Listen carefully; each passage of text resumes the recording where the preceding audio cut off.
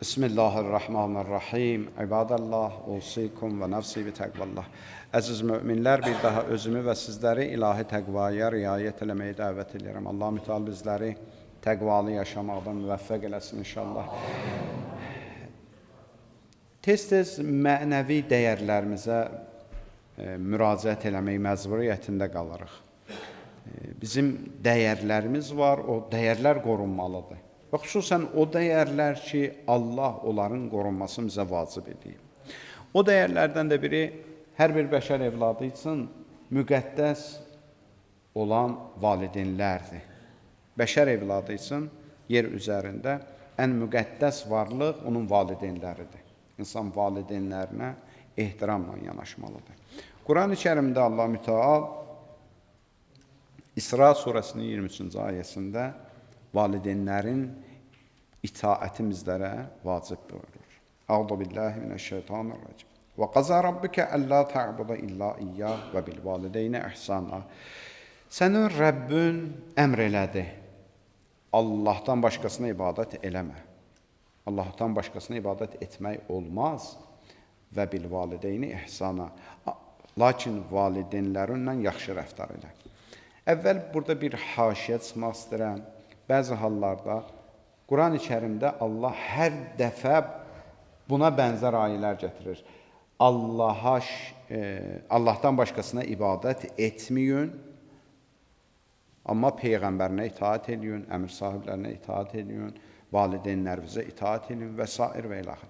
Allah istəyir bizə bir şey başa salsın ki, ibadət yalnız Allahadır, amma Allahdan başqasını sevmək, Allahdan başqasının əlindən tutmaq, Allahdan başqasının dalıca getmək, əzizim, qarışdırma, ibadət deyil. İtaətlə ibadət fərqli bir şeylərdir. Bunu başa düşməlidir insan, 21-ci əsrin insanı bunu başa düşməlidir.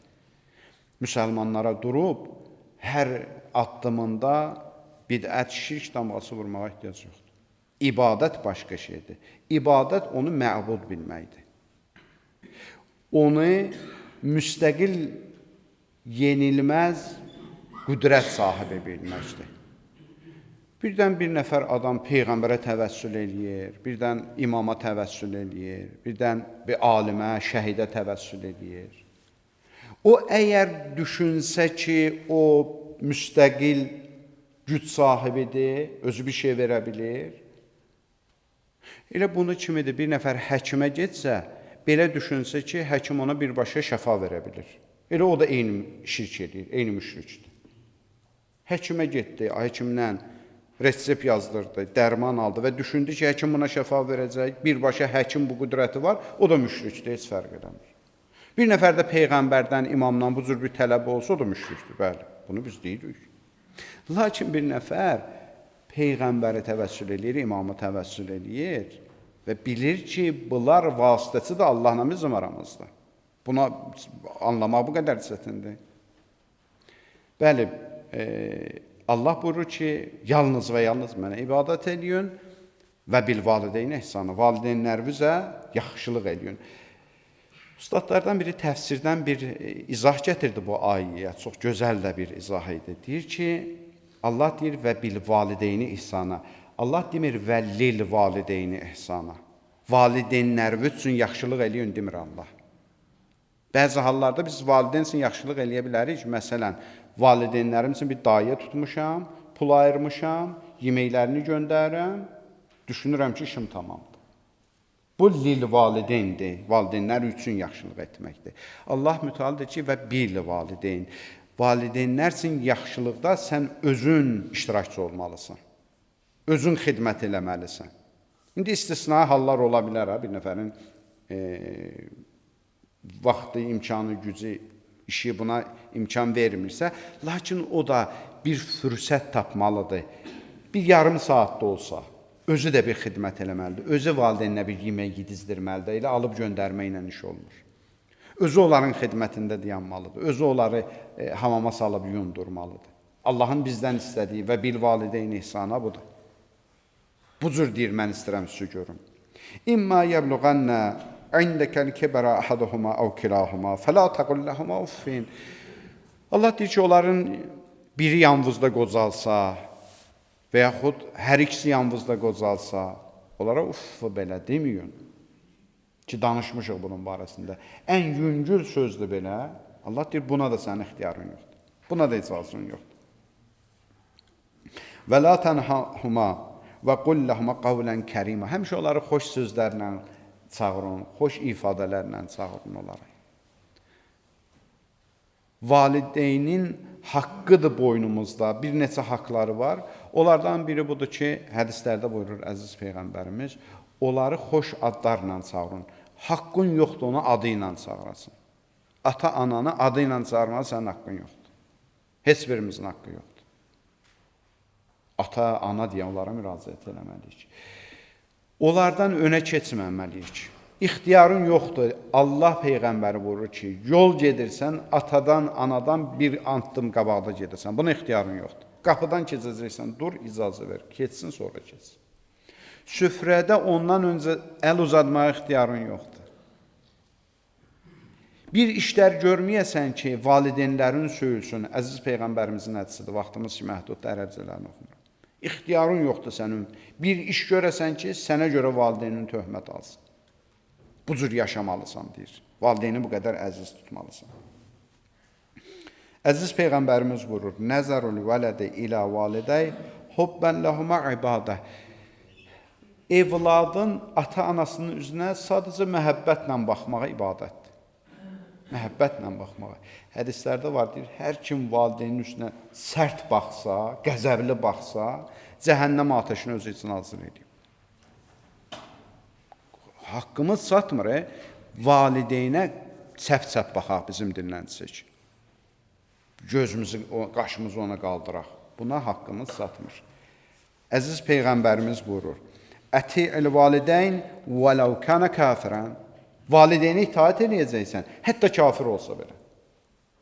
Sanki Peyğəmbər bütün düşüncələrin altından bir xətt çəkdi. Bəzi evladlar var, gəlir, deyir ki, valideynim mənə qarşı kobud rəftar edir də, valideynim mənim haqqımı tapdalayır da, ona görə mən valideynlə bu cür rəftar edirəm. Allah Rəsulü buyurur ki, qardaş dayan, valideyn kafir də olsa haqqın yox deyə. Kafir olsa, Allahı da inkar edir, deyə haqqın yoxdur, ondan pis rəftar edirsən. Ona da itaat eləyəcəksən. Onun da qulluğunda dayanacaqsan. Onun da nazını çəkəcəksən bir ömür. Çünki bir ömür sənin nazını çəkiblər. Bir nəfər gəlmişdi Allah Rəsulunun yanına. Dedi, ya Rəsulallah, anam qocalıb taqəti yoxdur, aldım belimə, apardım həccə. Kəbənin təvafında anamı çiyinlərimdə təvaf elətdirdim. Anamın haqqını verə bildim. Buyurdu ki, bəli, haqqını vermirsən. Bir dəfə gecə ayılmışdı sənsinə, bir dənə onun haqqını verdi. Biz neynəməliyik ki, onların haqqını verək? Heç cür mümkün deyil. Ona görə, əziz Peyğəmbərimiz, Quran-ı Kərim, ayələr, hədislər çoxlu bizə tapşırıqlar verirlər. Hədislərdə buyurur ki, cümə günü onları gedin ziyarət edin. Cümə günləri gedin onları ziyarət edin, bu sizin günahlarınızın bağışlanmasıdır. Mən bir dəfə bu hədisi danışmışdım, mən sonra gördüm şərhlərdə yazırdılar ki, dedim, hər kim gedib valideynlərini 40 cümə ziyarət eləsə, Allah ona xüsusi qapılar açar. Gördüm yazırlar ki, birinin bəs valideynləri ölməyib, o zaman o neynəsin? Əzizim, bu qəbirlərini ziyarət edin, buna görə deyirlər ki, yəni daha əlin yetmir özünə ziyarət eləyəsən. Xoş alıba ki, sağdır. Bir nəfər gəldi, dedi, ya Rəsulallah, bütün düşünə biləcəyin günahların hamısını eləmişəm. İndi mənim üçün tövbə qapısı açıqdır. Həzrət buyurdu ki, ata-anan sağdır. Buyurdu ki, ya Rasulallah, atam sağdır, anam dünyasında yaşır. Dedi, ged atanın xidmətində dayan. Həmin şəxs gedəndə Rasulullah buyurdu ki, kaş anası da sağ olsaydı. Yəni, əgər ki, sağdılar, xoş alıba da ged əllərindən, ayaqlarından öp. O insanlar içindir ki, Allah rəhmət eləsin, ata-anası dünyasını dəyişib, onlar gedib qəbrini ziyarət eləsin. Və bəzi insanlar da sual verirdi ki, məsələn, ata-anamın qəbri əl çatmır da, məsələn, indi ya işğal altındakı torpaqlardadır, şükür Allaha azad olunub gedə bilirlər. İndi bəzi adamların hələ ki, əli çatmır. Ya bir xarici məmləkətdədir, Bəli, sən onlar üçün dua eləcinən, eyni ziyarət mislindədir.